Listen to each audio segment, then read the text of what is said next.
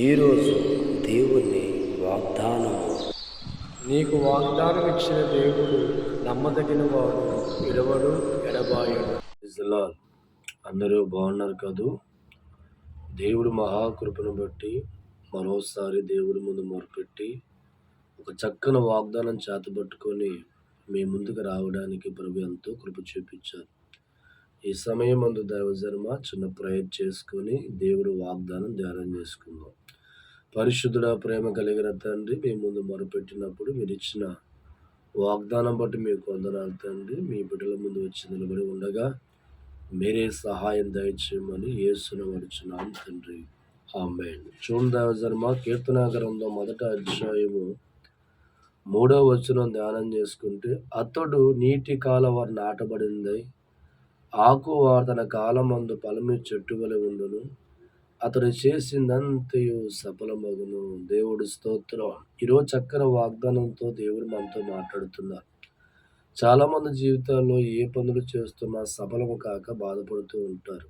ఏ కార్యక్రమం మొదలెడుతున్నా, ఏ పని చేస్తున్నా మరి జీవితంలో గమనిస్తూ ఉంటే దైవజనము సఫలము కాక, అందుకే అనుకున్న కార్యం జరగక,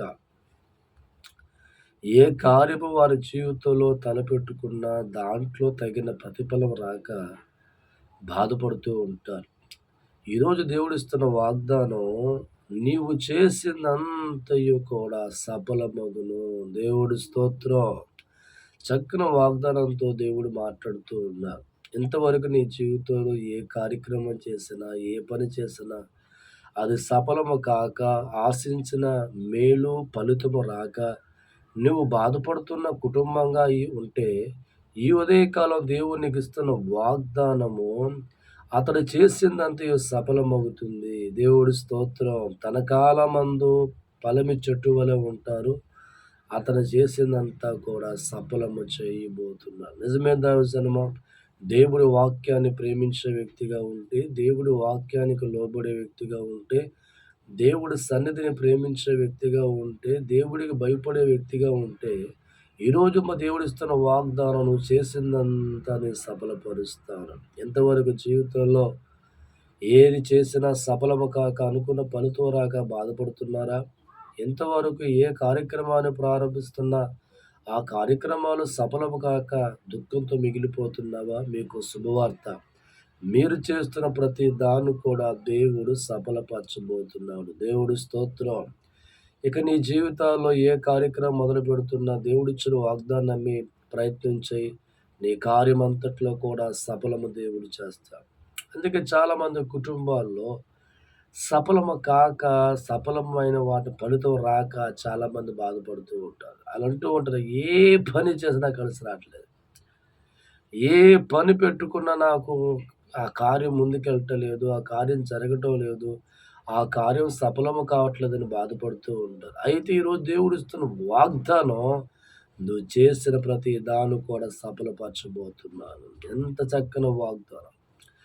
గతమంతా కాలంలో ఒకవేళ నీ కుటుంబంలో నీవు చేసే ప్రయత్నాల్లో, నువ్వు చేసే పనుల్లో ప్రతి ఒక్క దాంట్లో కూడా కార్యములు సఫలము కాక దుఃఖపడే పరిస్థితులు ఉంటే, ఈ ఉదయకాలమే దేవుడు నీకు ఇస్తున్న వాగ్దానాన్ని ఒక్కసారి జ్ఞాపకం చేసుకో.